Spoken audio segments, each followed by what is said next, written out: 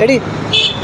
এই মুহূর্তে আমরা রয়েছি আরামবাগ টি কর্নারের সামনে। আমাদের সামনে রয়েছে সোশ্যাল মিডিয়া বিখ্যাত বিকাশ ভাই। বিকাশ দা রয়েছে, আজকে বিকাশ দার জন্মদিন, তো হাতে করে একটা গিফট টোকেন নিয়ে বেরিয়েছে যে বিকাশ দা তার জন্মদিনটাকে একটা অন্যভাবে সেলিব্রেশন করছে। সে কিন্তু গরিব মানুষদের জন্য এই টোকেনটা নিয়ে এসছে। এখানে 500, 1000, 2000 এরকম একটা টোকেনে লেখা রয়েছে। যে যেই টোকেনটাই তুলছে সেখান থেকে যেই টাকাটার অ্যামাউন্ট আসছে সে টাকাটা কিন্তু বিকাশ দা তুলে দিচ্ছে। বিকাশ দা আজকে এরকম অভিনবভাবে নিজের জন্মদিনটাকে সেলিব্রেশন, কারণটা কি?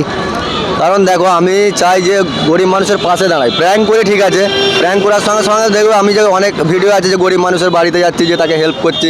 মানে অনেক মানুষ খেতে পায় না, যে আজকে বাস স্ট্যান্ডের ওই পাশে একজনের সঙ্গে দেখা হলো, তার ছেলেপুলে দেখে না, সে এমন কাঁদছে আমাকে ধরো। ওই মায়াগুলো মানে যে কষ্টে আছে, তার যে একটা দুঃখ কষ্ট, মানে একটা মানুষ যে কষ্টে আছে, সেটা খুব খারাপ লাগে। আমি তাই চাই যে গরিব মানুষের পাশে দাঁড়াই যতটা পারি। আজকের দিনে সোশ্যাল মিডিয়া ইনফ্লুয়েন্সের উদ্দেশ্যে দাদা কি বার্তা দিতে চাইবে? মানুষ তো দেখছি যে সোশ্যাল মিডিয়াকে একেবারে নোংরা পর্যায়ে নিয়ে চলে গেছে। সেই জায়গায় তোমার কন্টেন্ট ক্রিয়েটগুলো আমরা দেখি অবশ্যই কিছুটা সময়ের জন্য মানুষের মনে স্বস্তি এনে দেয় এবং সবাই আনন্দ উপভোগ করে। এবং তুমি এই জায়গা থেকে সোশ্যাল মিডিয়া ইনফ্লুয়েন্সার যারা রয়েছে তাদের উদ্দেশ্যে কি বার্তা দিতে চাইবে মানুষের পাশে দাঁড়ানোর জন্য? মানে ধরুন, সোশ্যাল মিডিয়ায় যারা কাজ করে কিছু না কিছু পয়সা কামায়, তো সেইখান থেকেই চাইবো যে তারা যেমন 90% নিজেদের কাছে রেখে দিয়ে 10%ও গরিব মানুষকে দেয়। মানে আর কি বলবো। আরেকটা কথা, আমরা আরামবাগ ভয়েস হচ্ছে আরামবাগ সাব ডিভিশনের মানুষের ভয়েস। এই আরামবাগ ভয়েস যারা ফলো করেন, যারা দেখেন, সেই সমস্ত দর্শকদের উদ্দেশ্যে কি বার্তা দেবেন দাদা?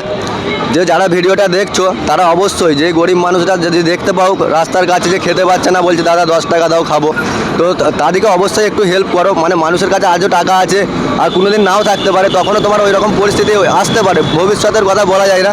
তো যার যেহেতু ভগবান যেহেতু দিয়েছে আমাদেরকে পয়সা, তো আমরাও চাই যে একটু গরিব মানুষকে হেল্প করো। তো যারা যারা ভিডিওটা দেখছো অবশ্যই একটু গরিব মানুষের পাশে থাকো, দেখবে নিজের মনটা কতটা ভালো লাগবে একটা গরিব মানুষকে হেল্প করতে পারলে। অসংখ্য ধন্যবাদ দাদাকে। দাদার জন্মদিন, আজকের দিনটা অত্যন্ত আনন্দের এবং সুখময় হোক আগামী পুরো জীবনটা দাদার। এবং দাদা এইভাবেই মানুষের পাশে, মানুষের সাথে এগিয়ে যাক। এবং উনি যে বার্তাটা দেওয়ার চেষ্টা করলেন আরামবাগ ভয়েসের মাধ্যমে, যে আমরা সকলে যারা সোশ্যাল মিডিয়া ইনফ্লুয়েন্সার অবশ্যই মানুষের জন্য, মানুষের পাশে, জাতি ধর্ম বর্ণ নির্বিশেষে এগিয়ে আসা আমাদের সকলের উচিত। সকলকে অসংখ্য ধন্যবাদ। বিকাশদার সাথে আরেক ভাই এসছেন, তিনি কি বলছেন আজকের দিনে তার মুখ থেকে শুনে নেব। তো আমার নাম হচ্ছে জয়, ঠিক আছে। তো আমি বিকাশ দার সাথে পরিচিতি আমার বেশি দিনের নয়। সোশ্যাল মিডিয়ায় অনেক কন্টেন্ট ক্রিয়েটারকেই দেখেছি যারা ভালো রকমভাবে ভাইরাল, আমাদের আরামবাগেও কিছু আছে। তো মানে বিকাশ দার সাথে যে এই কাজটা আজকে আমি করছি, আজকে আমার যে মনে একটা খুশি যে সারাদিন আমার দোকান বন্ধ করে আমি বিকাশ দার সাথে বেরিয়েছি, এই খুশি মানে আমি যদি সারাদিন 5,000 টাকা ইনকাম করি তার থেকেও এটা অনেক বেশি আমার কাছে। যে বিকাশ দা এত ভালো একটা কাজ করছে, গরিব মানুষের কথা সে একটু হলেও ভাবে।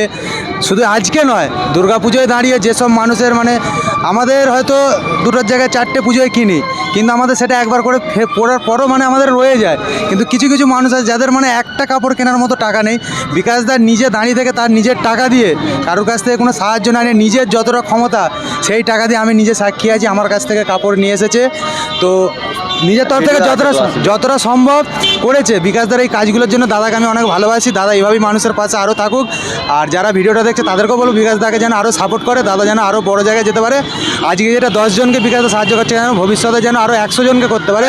সেটা সবাই বিকাশ দাকে একটু ভালোবাসা দিও আর একটু সাপোর্ট করো। ব্যাস, অসংখ্য ধন্যবাদ দাদাকে।